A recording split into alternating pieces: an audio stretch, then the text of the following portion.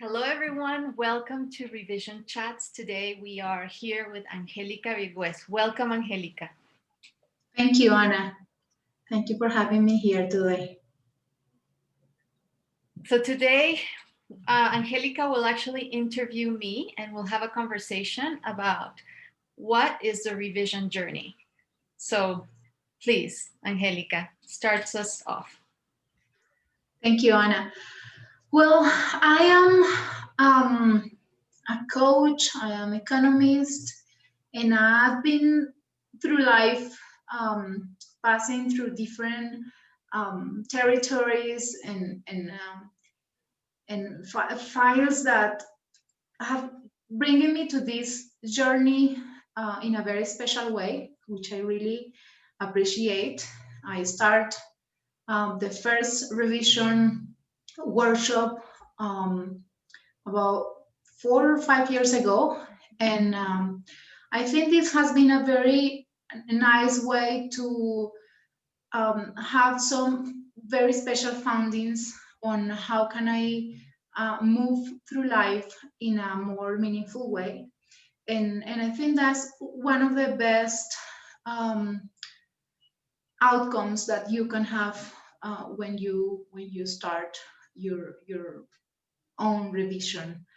And and I want to start this interview with you, asking about wisdom. I think um, we as human beings have a source of wisdom, which is very very important, and I admire so much elders because they they have the wisdom itself. They just don't have to do anything else. But and I have a very strong respect to to my grandmas and the people that have uh, that are old, because I always think that they have very special um, uh, source of wisdom. But I know that coming through this methodology, you can find a way to find wisdom. And so I want you to tell us, where does the wisdom come from, according to life revision methodology. And please take us to this journey, and so we can, the people who are listening can understand it better. Sure, Angelica, that's a great question. We can think of wisdom as one among many sources of guidance. And I would broaden the inquiry into what are our sources of guidance, our multiple sources of guidance when we want to create a new purpose for our lives, when we are going through a transition, a moment of change, or simply when we think we can do more in this life, contribute more. And so the first source of guidance that I gravitate towards is nature, and specifically nature, succulent plants. And here's one example of a succulent plant. So succulent plants a have two traits that I think are very useful for a revision journey. One is that they have substance. If you see their petals or their leaves, they're full of substance. They accumulate water so that in dry periods they can sustain themselves and they can stay strong with their life force. And that also makes them resilient. So succulent plants is, as we know, they grow typically in dry areas, in deserts, or in places where they don't have regular water. But they are resilient because they have all this life force and all this substance inside. They're able to weather the different conditions that life presents to them. And so that's why I admire succulent plants. And one thing that I relate to this quality of succulents is this capacity to be with what is. we go through many cycles in life. We go through ups and downs.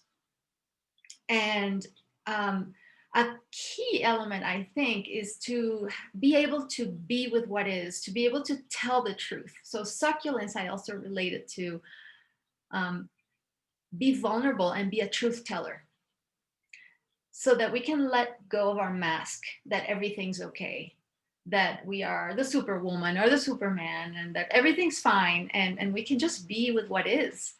And I find that succulent plants and succulence itself is a source of wisdom, of guidance, of, okay, what is the truth that I need to tell myself? Um, and how can I connect to the substance of mine that, of course, we all have. We all have a deep reservoir of life force that we can tap into.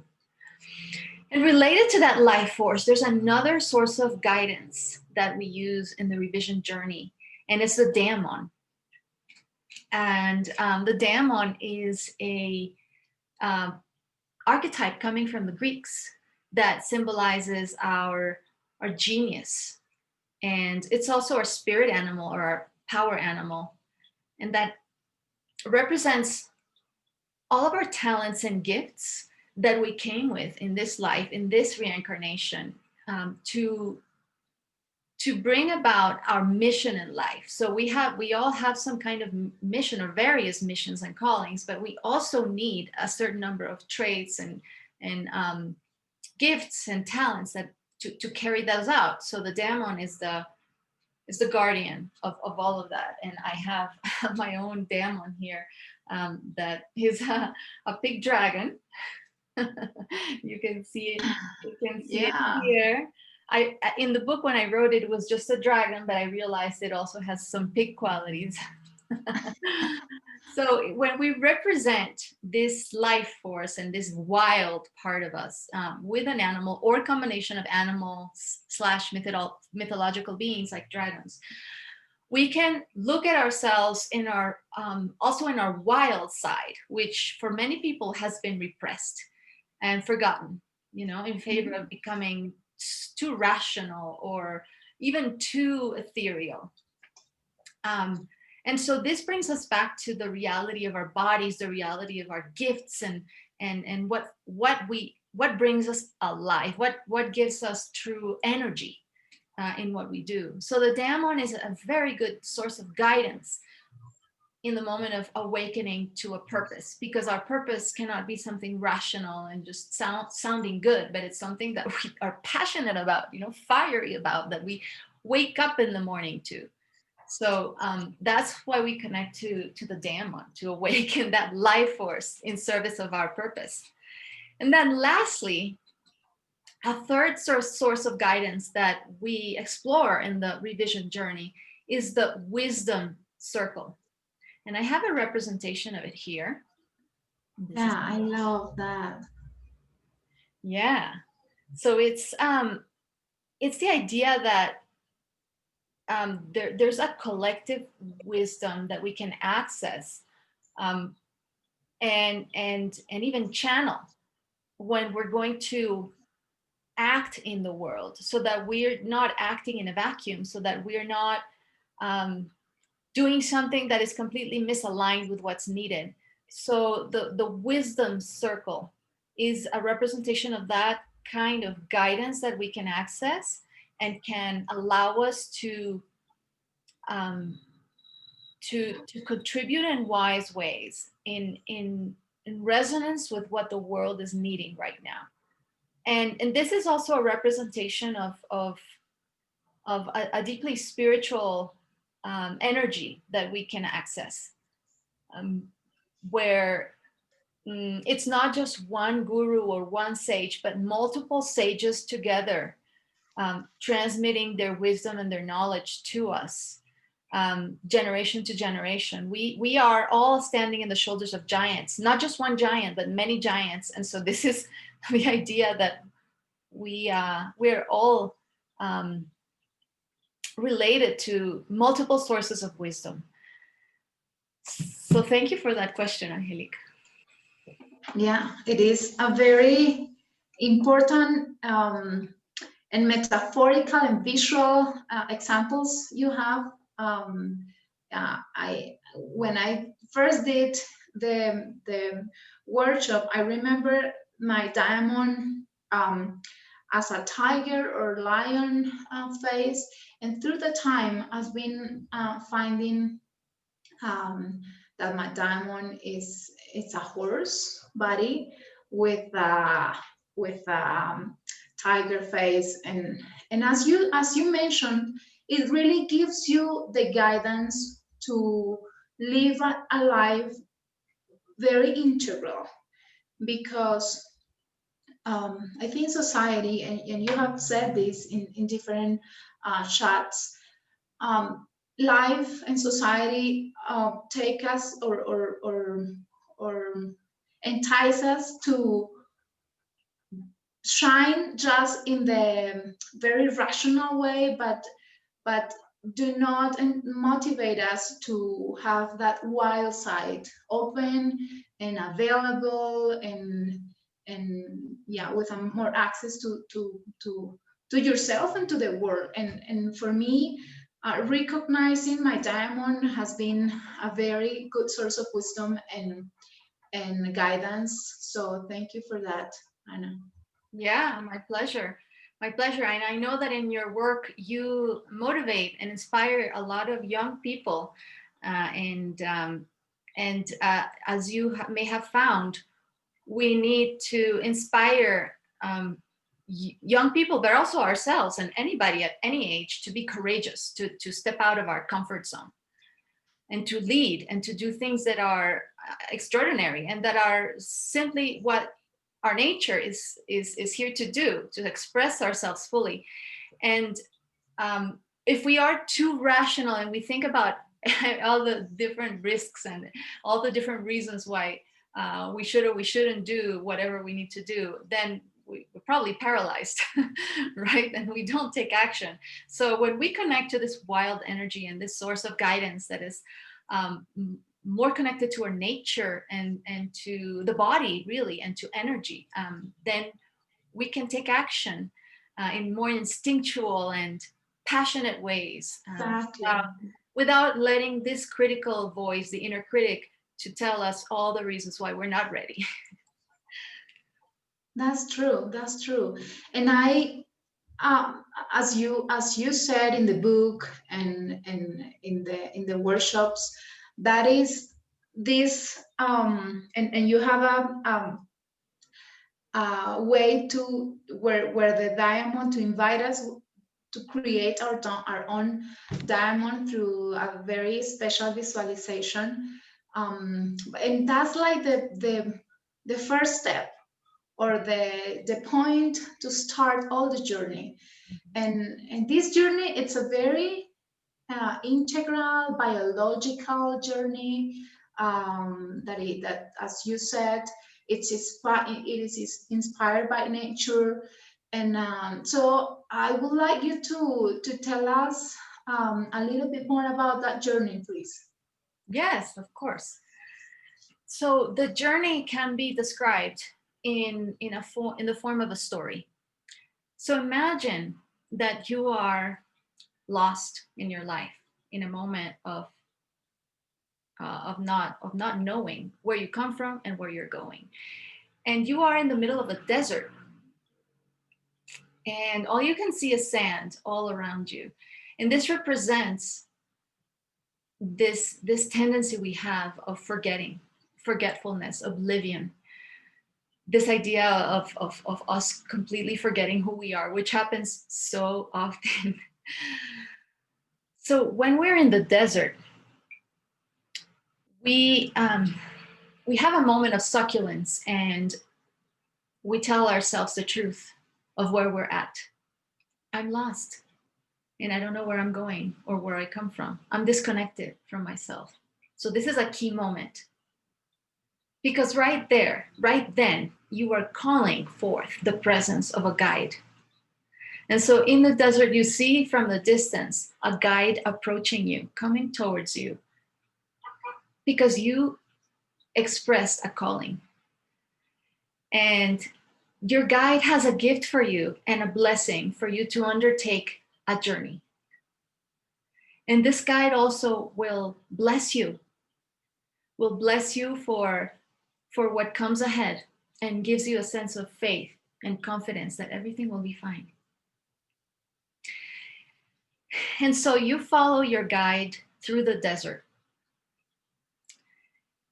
And the guide instructs you to start picking up your bones. And here is a representation of a bone. And so in the desert, you start picking up your bones. And a bone is a symbol of your creative assets to this point. You've already created tangible objects. You already have a physical legacy. And so it's time to pick it up. And the bones, that's what the bones symbolize. All these sacred objects in your life. And you go through the desert picking up these bones and remembering all of these important parts of you. And so then, after your bag is full of bones, you go to the campsite and light a fire. And in this beautiful fire, you find the warmth to start singing and to start connecting with all of these bones and assembling them into a skeleton. And as you keep singing and connecting, this skeleton comes to life in the form of your daemon. So this is when your daemon comes to life. This is when your daemon starts to become a living being, a living entity that you can see and relate to. And also recognize that you have your lights and your shadows. You have all this life force, but you also can lose control. And yes, create a lot of messes. But there's also so much energy and so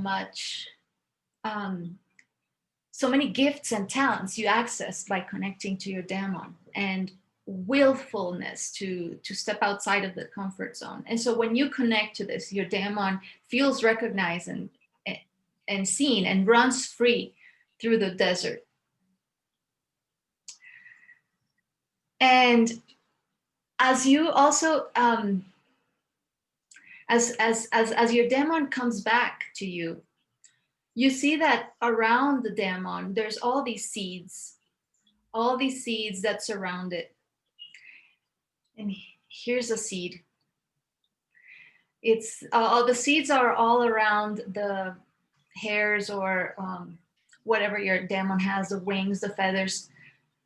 And you start to collect these seeds, and the seeds are essential stories of your life. They're essential moments that have revealed your essence. And so when you tell these stories, you reconnect to who you really are, and people also see you. So it's a moment of deep recognition of, this is who I am, and these are my virtues. This is my DNA. And that's what a seed has. And a seed also has many different, when it sprouts, it can continue to sprout and to expand into new ramifications. And that's what happens with our stories. The stories have different chapters, and we can keep adding and choose our own ending. Yeah. Anna, can I ask you? So we have bones and seeds. That they are the two of the steps, I would say, of the journey. And when you show us the bone and the seed, I can see a, a very nice way to invite us to recognize our own bones, our own seeds. And as you mentioned, those seeds are very important for deeply seeing us, to have a way to deeply see us and show us to the world. Um, and one this I will say this is my first part of the methodology, first and best part of the methodology, because as you said, it has the essence, it contains your essence.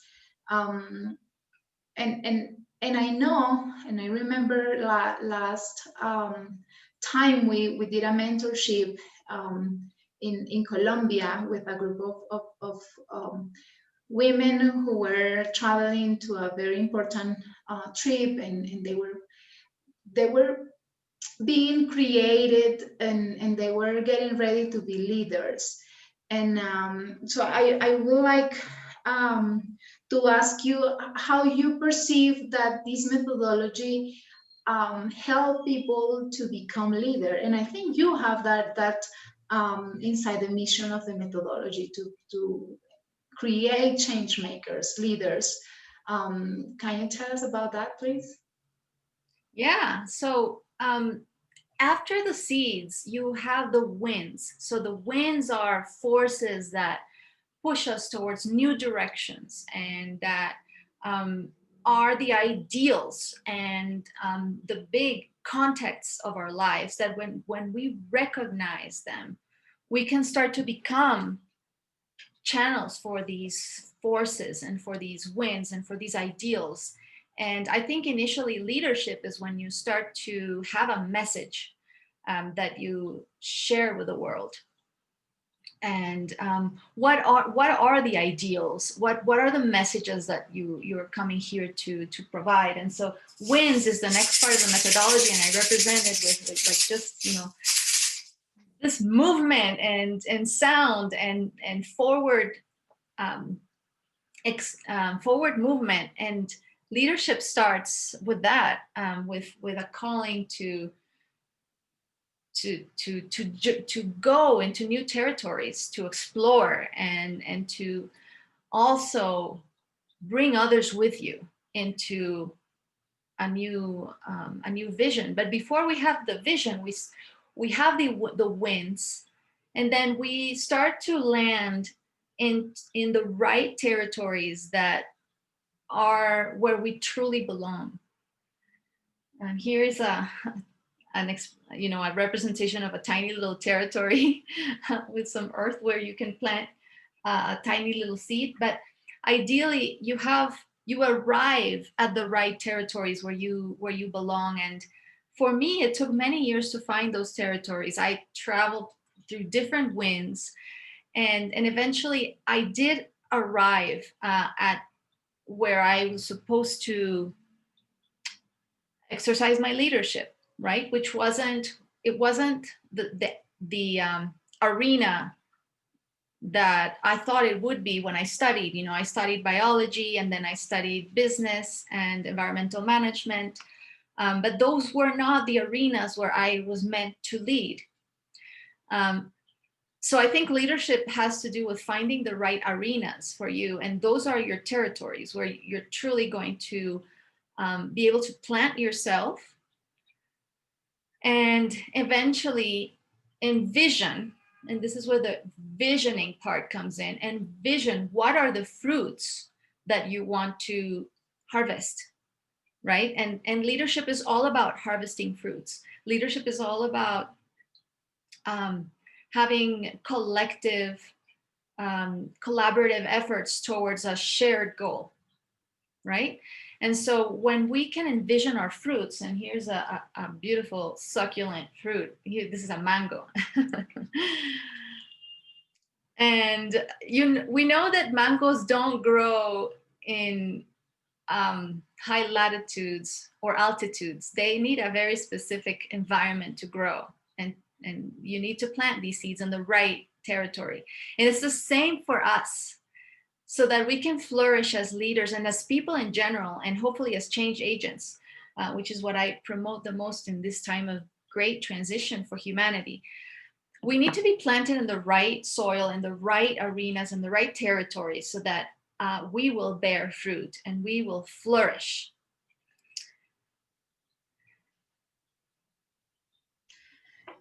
Yeah, definitely. It is very important for us to find and to, I think it will be exploring territories because, as you said, we pass through different wines and then we find territories. Mhm. And I think the different territories, because there are so many in the world, and you can explore different types of territories. But what can you recommend to those um, people who kind of find uh, are finding lost themselves, and they currently do not feel they are in the right territory, or they are feeling lost. What is your advice for those people who are feeling like that right now? Well, the first element that I mentioned already is to come back to this succulence, and ability to access your substance and be able to tell the truth of where you're at. And don't be afraid to say I'm lost, or I'm confused, or I just feel bored with my life, or I feel disconnected, or I hate my job, whatever it is. It's a very succulent moment when we say that, and when we say I want to find my purpose, I want to find my true purpose, I want to really feel passionate about my life. And that in that moment we are opening ourselves to finding guidance, to having someone coming to our life that can show us the way. Maybe this person has already lived this path, or has already faced this situation before. And we're trying to build a community that welcomes you, welcomes people wherever they're at, after being fired from a job, or after losing a relationship, or a difficult illness, or whatever it is, or just years and years and years at the same job and feeling lifeless. Wherever you're at, whatever you're facing, is a good opportunity. We can turn that into an opportunity to connect to our succulents, and then embark on a journey with others. Because many paths, many spiritual paths are very lonesome. It's just you, maybe meditating or reading books. But here we really want to create a sense of community and a sense of enriching each other and inspiring each other through all of these life changes. The revision journey workshops typically are a combination of people in all kinds of moments of life. They can be leaving high school, or they can be leaving the university, or in the middle of a job, or an empty nester, or somebody who is retiring, or somebody who's even end of life. We know people who work this methodology at the end of life. So wherever people are, they can go through a revision journey and with others, and be seen by others, because sometimes it's not enough for us to recognize our gifts and our talents. It's really important for someone else to see you and recognize your gifts and talents. Something catalyzes when you are seen by others also.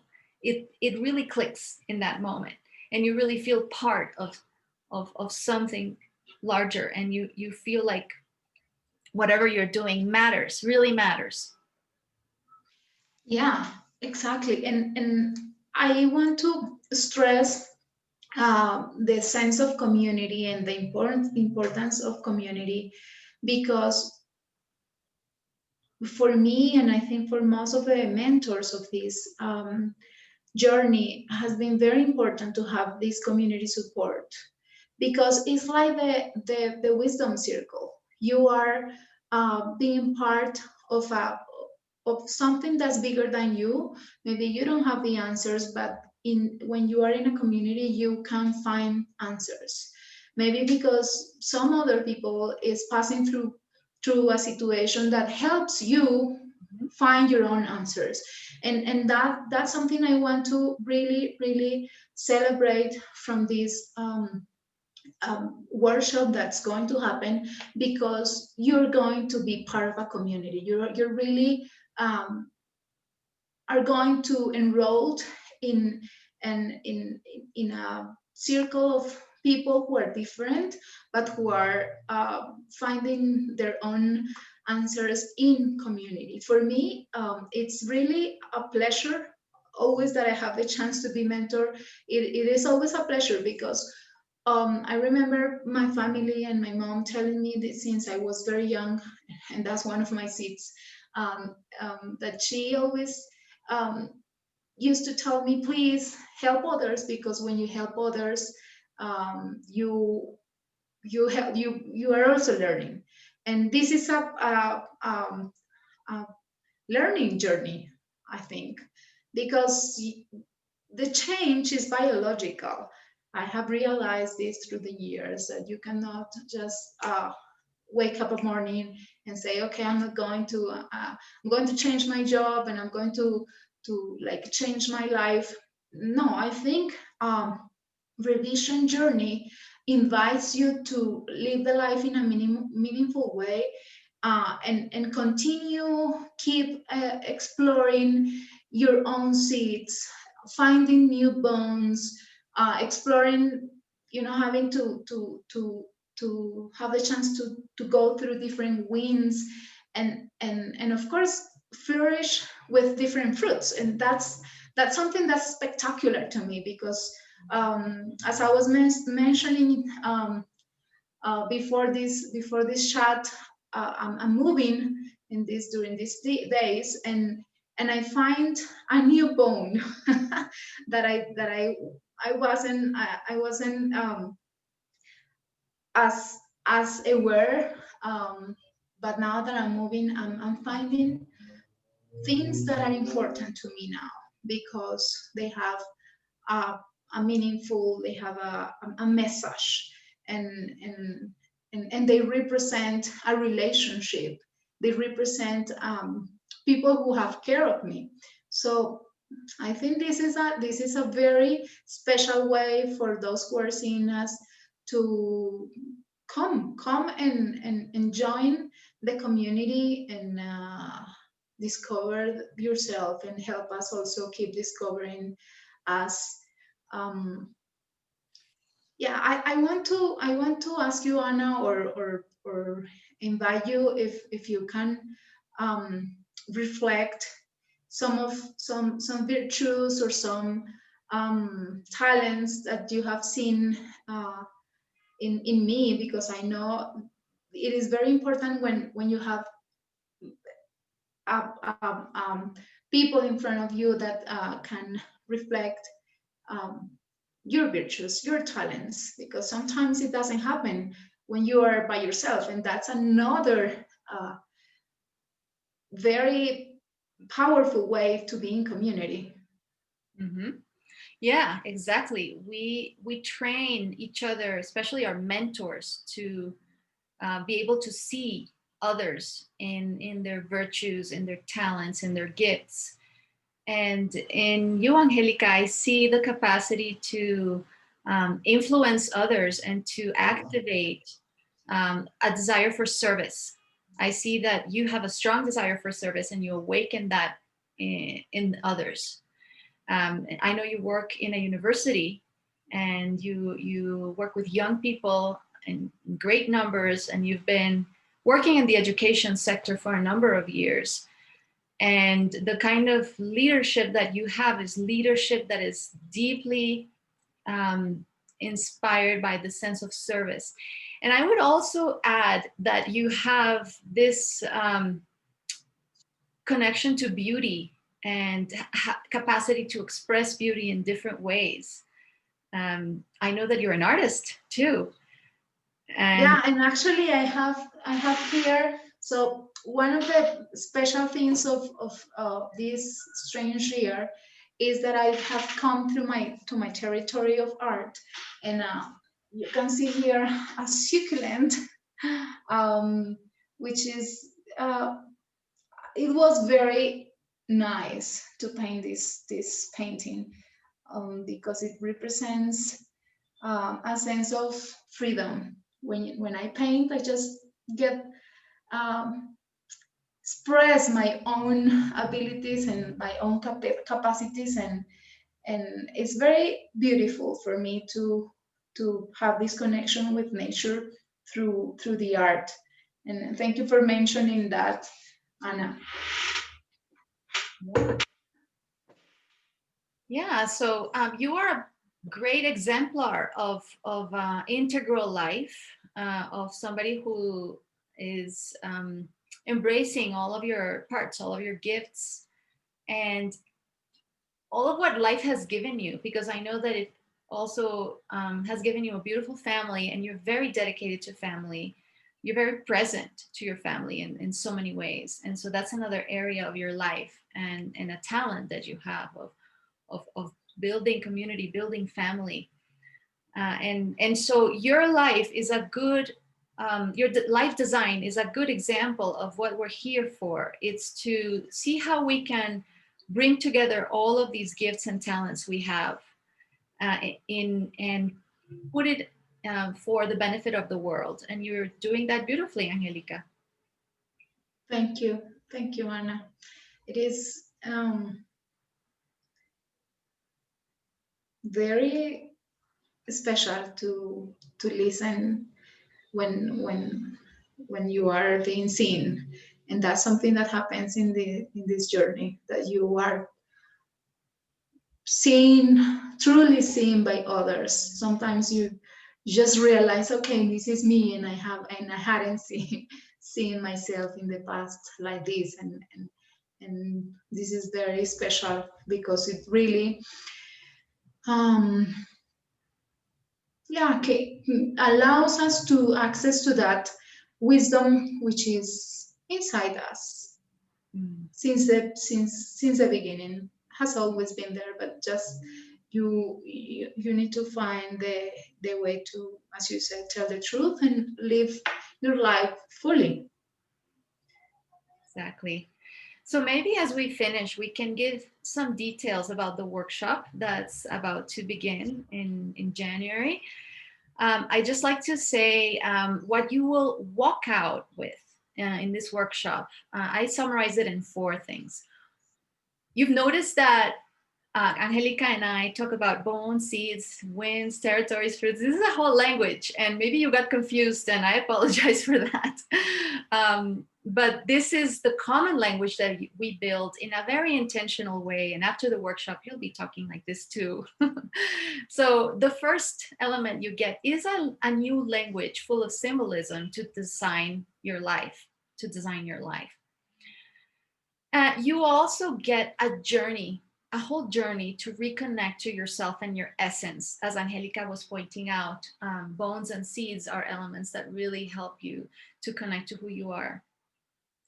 Third is you get a methodology that is both poetic and pragmatic to formulate and activate your purpose. And finally, we have a beautiful community with this common language to share inspiration with each other and to remind each other what's important and see each other as we just did with Angelica. This is common in our conversations, to point out what we see in each other.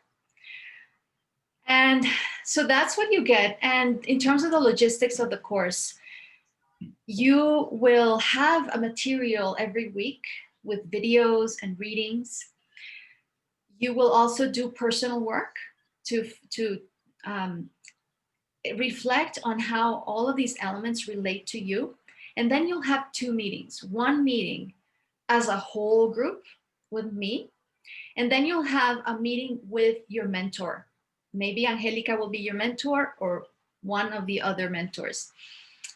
And in these meetings, you will be able to apply and practice this new language and what this means for you in your life, and start to construct your map, the new map of your life. This is an intensive workshop. We're not shy to say it. You need at least 5 hours a week to work on this, but any minute you put in, you get out, you receive in reaps. It's very rewarding work. Was that your experience, Angelica? Yeah, exactly.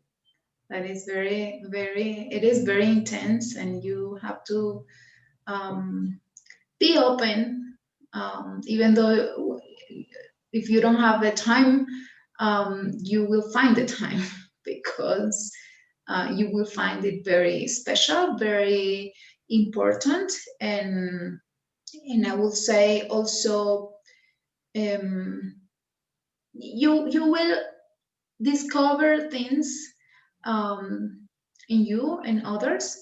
But yes, you need to have motivation to find your own truth. Exactly. So we invite you to embark with us on this journey starting in January. You're welcome in our community wherever you're at. We also look forward to learning from you, learning with you, and enriching this community of life revision partners. So thank you. Thank you for listening and for viewing us. Angelica, thank you for being in this conversation together.